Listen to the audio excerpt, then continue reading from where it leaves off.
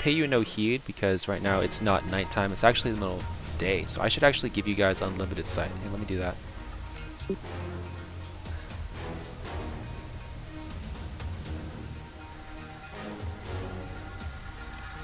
Do you guys see?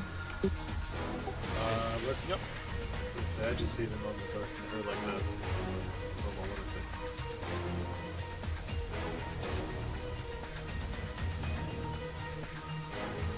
Alright, you guys should be good. Good. So they pay you no heed, but if you walk towards them, they're gonna say, they're gonna look at you just kind of expectantly, like, what are you guys doing?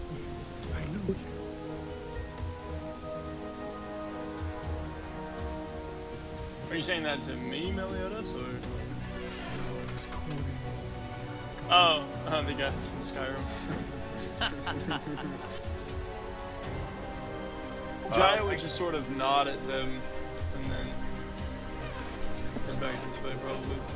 Did we have a name for the halfling that I probably should have written down? You did not ask. You have a description of her. Okay.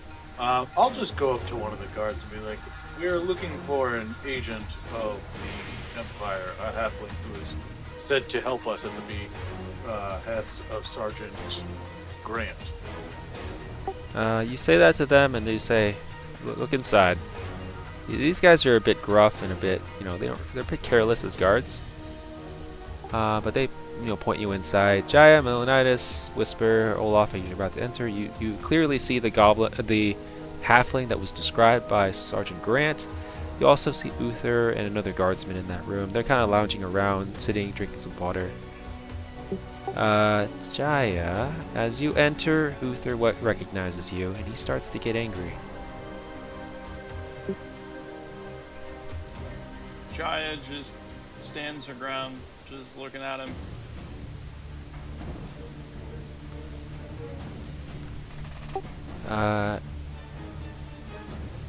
Yeah, so he's gonna draw his sword, and he's gonna say, "Have you come to he just draws his sword, but then he realizes, what he needs to do, and he puts his sword down, and he unclasps his fist. He has just like a bare knuckle fist now. He's ready to. Now, if you guys don't remember, Jaya seriously embarrassed Uther a couple weeks ago by resisting arrest, throwing Uther into the mud, and and then outrunning him and embarrassing him in front of the entire garrison. Uther is livid. Uther, if you guys don't know who Uther is, let me just show you what he looks like. He is pissed, and he set out a bounty on.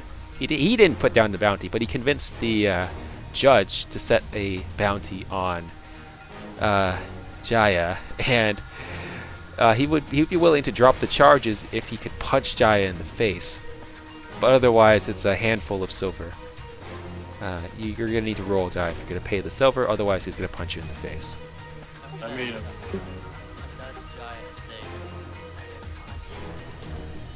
that's a pretty small price to pay. How tall is he? So you're pretty tall, right? You are. What's your race? Over 7.5 feet. I'm a Goliath. Yeah, so 7.5 feet. He's like 6 feet, 6'4". So he's like below you right now, but he's still pretty tall as a person. Sure. Jaya is just going to look at him, and she's not going to make any move to defend herself, but she's going to say,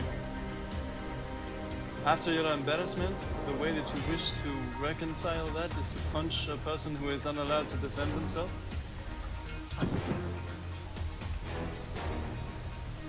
She's gonna stand there, like, arms at her sides. Like, if he wants to hit her and give her no opportunity to respond, then he can do that. But she's gonna think even less of him than she already does. If you want me to roll anything, I can. Do you resist? No. Alright, so he launches a fist. First one kind of catches and just kind of bruises a little bit on the jaw. The second one punches you, and you take exactly.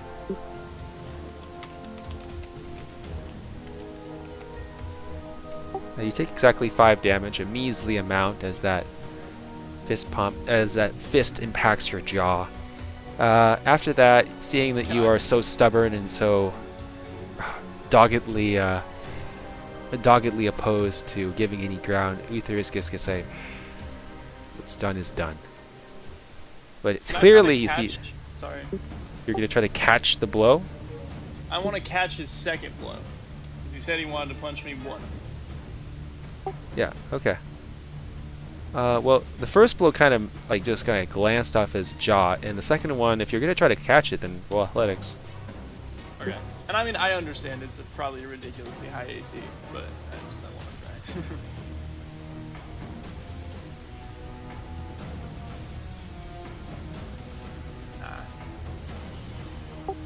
Probably not. So you do manage to kind of, catch part of the fist, but it still does the damage. And he's a little bit mad now that you tried to slight him. But he sits down and he doesn't look at you. But you can tell that he's fuming. And if you push it, he might come back. But there's a halfling right there, and she speaks up. She says, "Okay, okay. Let's talk outside. I assume you're here for me."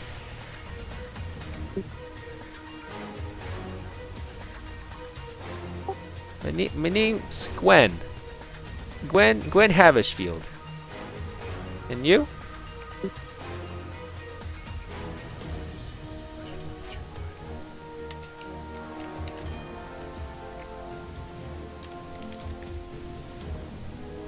Jai extends a hand all the way down. Says, "I am Jaya. Sunukulai." And she shakes it emphatically with a smile.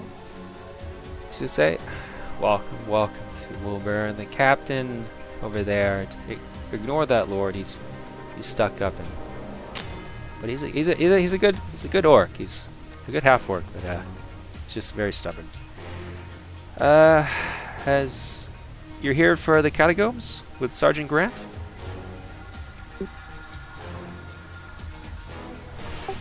Kind of looks at each of you guys, looking at Jai, looking at Whisper, looking at Malinus, looking at Olaf, looking at Oktar. What,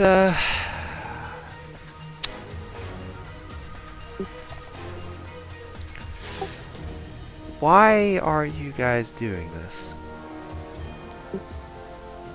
They kind of give a small bow. My name's Whisper, and I'm here because, well, I find it interesting. I'd love to go exploring with these mighty heroes. Just interesting. And to be honest, the reward sounded nice. 2,000 gold and it was also looting rights, right? Yeah. And looting rights for seldom explored subterranean ruin was enough to interest me. I'm Oktar, by the way. Pleasure to meet you. Pleasure to meet you as well, Whisper. My people build catacombs of a similar style in my country, and so I am curious to see what and how these may compare to the ones that I am familiar with in my own time. It's good to know. I just wanted to...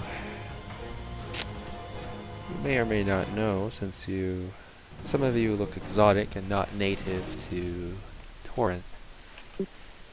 We are experiencing a considerable amount of political strife in this fair country.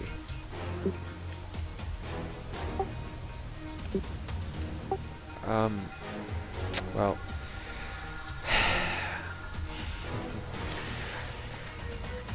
the Duke William of the Regent is not fond of Queen Elizabeth. The two are in a political clash for the throne of Torrent. It is a sad thing to have our country torn such.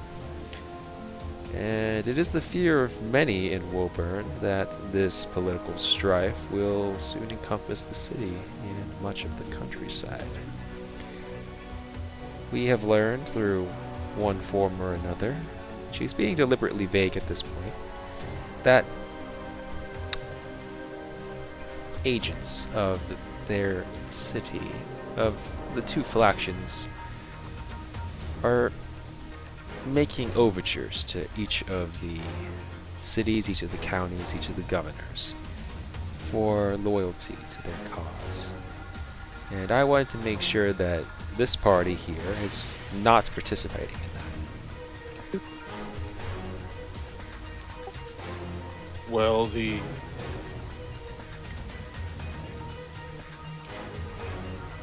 And what side does Arthur Dane take in this conflict?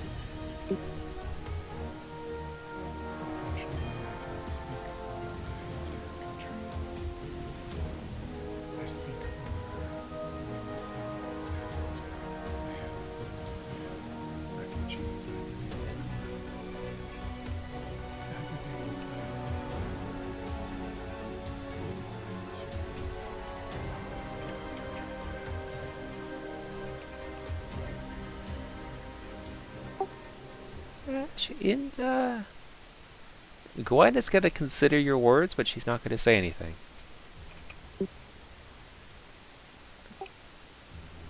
I am but a simple hedge mage and occasional mercenary. I swear myself to no ideology.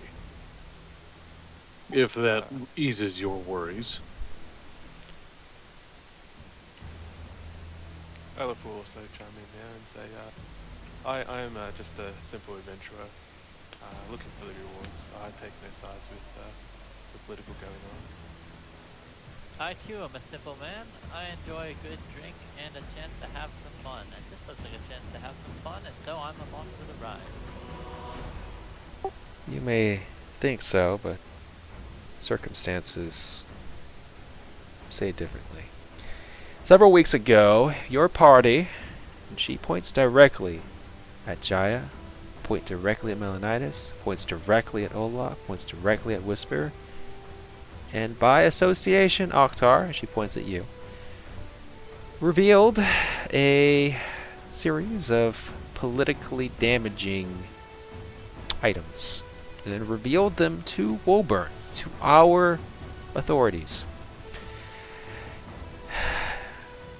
Are you aware of the Ravenfall gang and your evidence?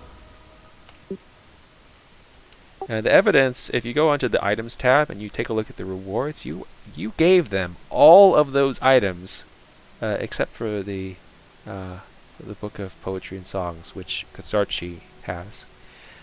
So I'm going to remove that, but actually I'm not going to remove it, but still, you gave them all of those items to convict the Ravenfall gang.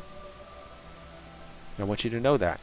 Now, back into character, Gwen's going to say, several of those items were politically damaging to both parties, and they are pressuring us to reveal your names to those authorities, so that I cannot guess their motive. Some of them may like you, some may not, but they are pressing us, and the captain over there, the Lord Uther, is deciding whether or not to reveal that information.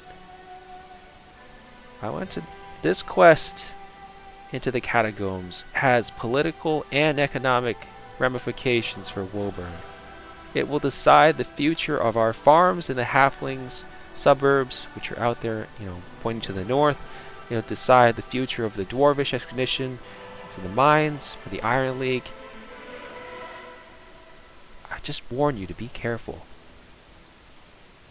Lest you be caught up in this too. But that's all I wanted to say. I'm free to go when you're ready. Oktar is going to be kind of like put off by this and just going to say, we're just coin chasers. All of that is none of our concern as far as I'm aware. And he's going to go outside to his mule. Gwen is going to follow you out slowly. And she's not going to say anything. I'm going to say to Gwen, it sounds like you're saying we're already involved in this, whether we want to be or not. Perhaps.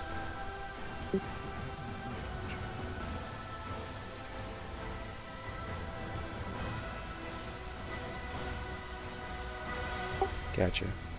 And Oh, oh, go ahead.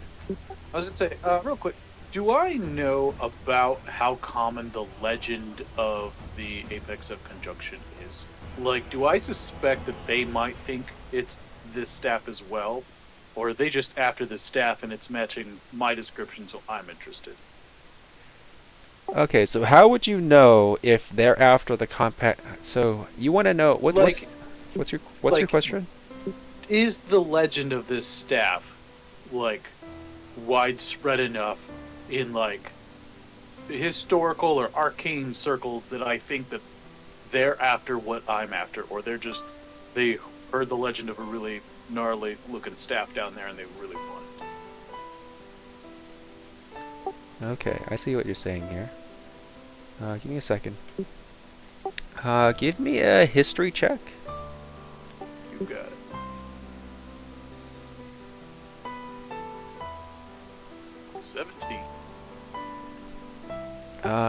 The Apex of Conjunction is not a common magical item. Magic items are very rare in the Kingdom of Torrent, and this item is also very rare among the magic items that are rare. So it's a rare beast among many rare beasts.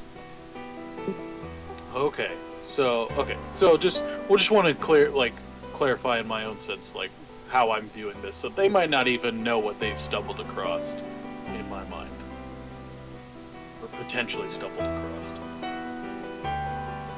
at least from Oktar's perspective. Okay, thank you. Okay. Also, before we move forward, Jaya is. This is still happening within the barracks. Jaya is going to walk over to those two guards who are standing off to the side, and is going to tell them, "Once I am gone, please give the captain a kiss for me, and tell him that he can find me in Dawsburg."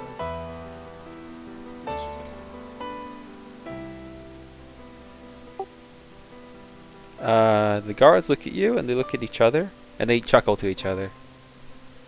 Whisper also laughs.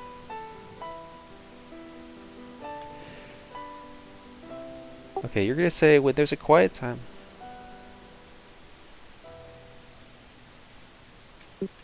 Gotcha. Okay, so Gwen leads you to the entrance of one of the Catacombs caves. You kind of go into the caves. You're not on the battle map yet. But I just want to let you know, you go into the caves, and you come to, you notice that there is kind of a crisscross of different caverns as you go in, going left and right. Some of them collapsed under the strain of, you actually go deep first. You go deep, like as in, like, imagine a slide, that kind of depth, and steepness as you go down into the underground, and then it levels off gradually. It becomes less and less steep gradually. There are multiple paths leading left and right, but Gwen is the one leading you forward. It's very dark. Do you guys have torches? Olaf, in preparation for heading down to the dungeon, will cast light on his shield. Okay, I will put light on you. Also, I think my vision is too small by default. It's only like 4 feet. And once we're getting down to the catacombs, I'm actually going to remove my coat and put it in my pack, and also remove my sword from the cane and stick it in a sash in my belt. I believe I have a lantern that I will light. However, I'm not finding in my thing, so we'll get. Oh no, I do. I've got a lamp, which I will use. And prior to going down, I assume that Olaf and Octo will put their horses in some sort of stable for the time being. Okay, yep, you can definitely put them in a stable. It will cost you exactly 1 copper piece. Done. And I also, when we're walking in the cave, I'm going to have one dagger in hand, and I'm going to let everyone know that I've got torches in case if anyone thinks I should light one, I will. Otherwise, I'll conserve them and just go off all off light. What is the light radius for 20 feet. I'll post it.